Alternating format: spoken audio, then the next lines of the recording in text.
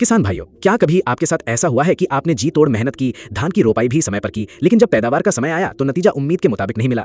अक्सर हम एक छोटी सी गलती कर बैठते हैं, एक ऐसे सुनहरे मौके को चूक जाते हैं जो हमारी पूरी मेहनत पर पानी फेर सकता है या हमारी पैदावार को दोगुना कर सकता है। ये मौका आता है धान की रोपाई के ठीक 20 से 30 दिन बाद। ये वो 10 दिन का जादुई समय है जब आप कुछ खास काम सही तरीके से करके अपनी धान की फसल में कलनों की बाढ़ ला सकते हैं, पैदावार में वो चमत्कार देख सकते हैं जिसकी आपने सिर्फ कल्पना की होगी। मैं आपको वही रहस्य बताने वाला हूँ। मैं आपको 4 काम बताऊंगा और यकीन मानिए जो चौथा और आखिरी काम है वो इतना जरूरी है कि उसके बिना पहले 3 काम भी अधूरे हैं। तो वीडियो को अंत तक जरूर देखिएगा क्योंकि असली चमत्कार का राज आखिर में ही खुलेगा। सबसे पहले हमें यह समझना होगा कि धान की रोपाई के बाद 20 से 30 दिन का समय इतना महत्वपूर्ण क्यों है।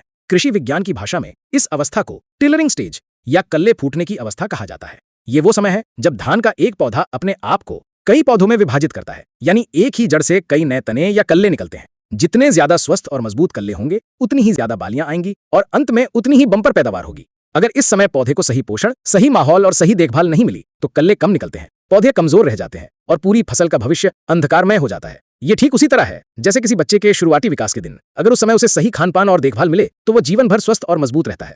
आपकी धान की फसल के लिए भी ये 20 से 30 दिन का समय वही शुरुआती विकास का महत्वपूर्ण चरण है। इस दौरान की गई छोटी सी भी लापरवाही आपकी पूरी मेहनत पर पानी फेर सकती है और वहीं थोड़ी सी अतिरिक्त और सही देखभाल आपकी उम्मीद से कई गुना ज्यादा फल दे सकती है। इसलिए इस समय को हल्के में लेने की भूल बिल्कुल न करें। ये सिर्फ एक महीना नहीं बल्कि आपकी आने वाली पैदावार का आधार है। अब बात करते हैं उस जादुई काम की, उस चमत्कार की जिसे आपको इस सुनहरे दौर में करना है।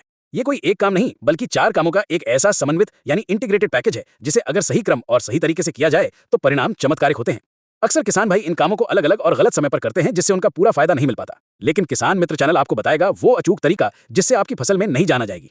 इस चमत्कार का पहला और सबसे महत्वपूर्ण कदम है खरपतवार का संपूर्ण सफाया। जी हाँ, आपने सही सुना। इससे पहले कि आप अपनी फसल को कोई भी पौष्टिक खुराक दें, यह सुनिश्चित करना बेहद जरूरी है कि उस खुराक का असली हकदार कौन है, आपकी धान या खेत में उगे अनचाहे मेहमान यानी खरपतवार। धान की रुपाई के 20-25 दिन बाद का समय खरपतवारों के लिए भी तेजी से बढ़ने का होता है। ये खरपतवार न सिर्फ आपके खेत की मिट्टी से नाइट्रोजन, फास्फोरस, पोटाश और जिंक जैसे कीमती पोषक तत्वों को चुराते हैं, बल्कि पानी, धूप और हवा के लिए भी आपके धान के पौधों से मुकाबला करते हैं।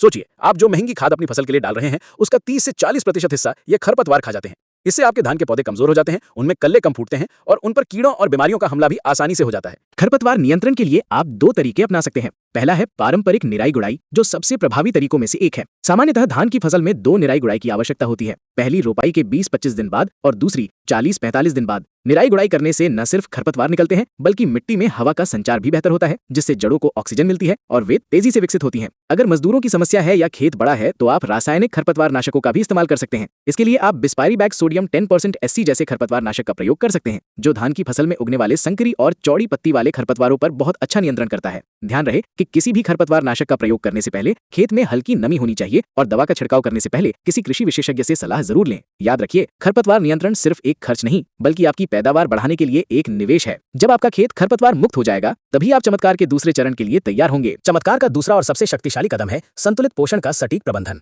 खरपतवार हटाने के बाद अब आपका खेत तैयार है उस पौष्टिक खुराक के लिए जो कल्लों की संख्या में विस्फोट ला देगी।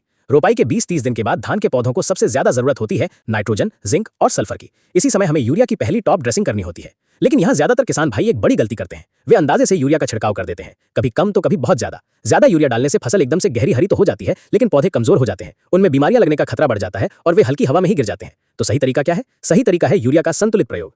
सामान्य तौर पर बौनी किस्मों के लिए रोपाई के 20-25 दिन बाद प्रति एकड़ लगभग 35 किलोग्राम यूरिया डालना चाहिए। यूरिया डालने का सबसे अच्छा समय शाम का होता है, जब पत्तों पर ओस न हो। यूरिया को कभी भी खड़े पानी में ना डालें। टॉप ड्रेसिंग करने से एक दिन पहले खेत से पानी निकाल दें और यूरिया डालने के 24 घंटे बाद हल्की सिंचाई करें। इससे यूरिया का 100% लाभ पौधे को मिलता है। अब आते हैं उस खास नुस्खे पर जो इस पोषण प्रबंधन को चमत्कार बनाएगा। आपको सिर्फ यूरिया नहीं डालना है बल्कि उसके साथ मिलाना है एक और जरूरी तत्व, जिंक सल्फेट। भारत की लगभग 50% धान उगाने वाली मिट्टी में जिंक की कमी पाई जाती है। जिंक की कमी से धान में खैरा नाम का रोग हो जाता है, जिससे पत्तियां पीली पड़कर भूरे लाल धब्बे वाली हो जाती हैं और पौधों का विकास रुक जाता है। जिंक पौधों में हार्मोन बनाने, क्लोरोफिल के निर्माण और नाइट्रोजन के सही उपयोग में मदद करता है, जिससे कल्ले अधिक निकलते हैं और पौधे स्वस्थ रहते हैं। आपको प्रति एकड़ लगभग 5 से 10 किलोग्राम जिंक सल्फेट 21% या 33% वाला को यूरिया में अच्छी तरह मिलाकर छिड़काव करना है। एक बात का विशेष ध्यान रखें कि अगर आपने रोपाई के समय DAP खाद का प्रयोग किया है तो यूरिया और जिंक को DAP के साथ मिलाकर न डालें, क्योंकि फास्फोरस जिंक की उपलब्धता को कम कर देता है। बेहतर है कि आप यूरिया और जिंक को सूखी रेत या सूखी मिट्टी में मिलाकर समान रूप से पूरे खेत में बिखेरें। ये यूरिया और जिंक का मिश्रण आपकी फसल के लिए अमृत का काम करेगा। ये वो जादुई खुराक है जो कमजोर पौधे में भी जान फूंक देगी और कल्लों की संख्या को 2 गुना करने की क्षमता रखती है। पानी का कुशल प्रबंधन। धान का मतलब यह नहीं कि खेत हमेशा लबालब पानी से भरा रहे। लगातार गहरा पानी भरा रहने से जड़ों को पर्याप्त ऑक्सीजन नहीं मिल पाती, जिससे उनका विकास रुक जाता है। जड़ों के पास कई तरह के जहरीले पदार्थ भी जमा हो जाते हैं जो पौधे को नुकसान पहुंचाते हैं। इससे कल्ले फूटने की प्रक्रिया धीमी पड़ जाती है। तो हमें करना क्या है? हमें अपनानी है ऑल्टरनेट वेटिंग एंड ड्राइंग, यानी बारी बारी से खेत को गीला और सूखा रखने की विधि। इसका सरल भाषा में मतलब है कि सिंचाई के कुछ दिनों बाद खेत के पानी को स्वाभाविक रूप से सूखने दें। जब मिट्टी में हल्की दरारें दिखने लगे या पैर रखने पर मिट्टी पैरों में न छिपके, तब दोबारा हल्की सिंचाई करें। इस प्रक्रिया से जड़ों को हवा मिलती है, वे गहराई तक जाती हैं और मजबूत बनती हैं। मजबूत जड़ें मिट्टी से पोषक तत्वों को बेहतर तरीके से खींच पाती हैं, जिससे पौधा स्वस्थ होता है और उसमें फुटाव भी अच्छा होता है। खासकर यूरिया की टॉप ड्रेसिंग से 1-2 दिन पहले खेत से पानी निकालना और डालने के 1 दिन बाद फिर से हल्का पानी लगाना बहुत जरूरी है। इसी तरह निराई गुड़ाई के समय भी खेत में पानी नहीं होना चाहिए। इस बात का ध्यान रखें कि कल्ले निकलने की अवस्था यानी रोपाई के 20 से 50 दिन और बालियां बनते समय खेत में नमी की कमी बिल्कुल नहीं होनी चाहिए। पानी का ये कुशल प्रबंधन न केवल आपके पानी की बचत करेगा, बल्कि आपकी फसल को एक मजबूत नींव देगा, जिस पर बम्पर पैदावार की इमारत खड़ी होगी। ये छोटा सा बदलाव आपकी खेती के खर्च को कम करके मुनाफे को बढ़ाएगा, और यही तो सच्चा चमत्कार है। अब हम आते हैं अपने सबसे महत्वपूर्ण, सबसे जरूरी काम पर, है कि उस पर कुछ दुश्मनों की भी नजर पड़ेगी। ये दुश्मन है कीट और बीमारियां। रोपाई के 20 से 30 दिन बाद की अवस्था में धान की फसल पर तना छेदक यानी स्टेम बोरर और पत्ती मोड़क यानी लीफ फोल्डर जैसे कीटों का हमला हो सकता है। तना छेदक की इल्ली या लार्वा तने के अंदर घुसकर उसे खा जाती है, जिससे बीज की मुख्य पत्ती सूख जाती है, जिसे डेड हार्ट कहते हैं। अगर इसका समय पर नियंत्रण न किया जाए तो ये पूरी फसल को बर्बाद कर सकता है। इसी तरह पत्ती मोड़क कीट पत्तियों को लपेटकर उसके हरे पदार्थ को खुरच कर खा जाता है, जिससे पत्तियां सफेद पड़ जाती हैं और पौधे की भोजन बनाने की प्रक्रिया बाधित हो जाती है। आपको करना बस इतना है कि हर 2-3 दिन में अपने खेत का एक चक्कर लगाएं। पौधों को ध्यान से देखें, क्या कोई पत्ती सूखी हुई दिख रही है, क्या पत्तियां मुड़ी हुई हैं। अगर आपको 1 वर्ग मीटर क्षेत्र में तना छेदक की 1 से अधिक तितली या 5% से अधिक पौधों में डेड हार्ट के लक्षण दिखें, तो तुरंत सचेत हो जाए। शुरुआती रोकथाम के लिए आप फेरोमोन ट्रैप लगा सकते हैं, जो नर कीटों को आकर्षित करके पकड़ लेते हैं। यदि प्रकोप अधिक हो तो विशेषज्ञों की सलाह पर फिप्रोनिल 0.3% GR जैसे दानेदार कीटनाशक का 5 से 8 किलो प्रति एकड़ की दर से बुरकाव कर सकते हैं। ये सतर्क निगरानी एक कवच की तरह काम करती है। ये आपकी फसल को दुश्मनों से बचाती है और ये सुनिश्चित करती है कि आपने जो भी मेहनत और निवेश पोषण और पानी प्रबंधन में किया है वो व्यर्थ न जाए।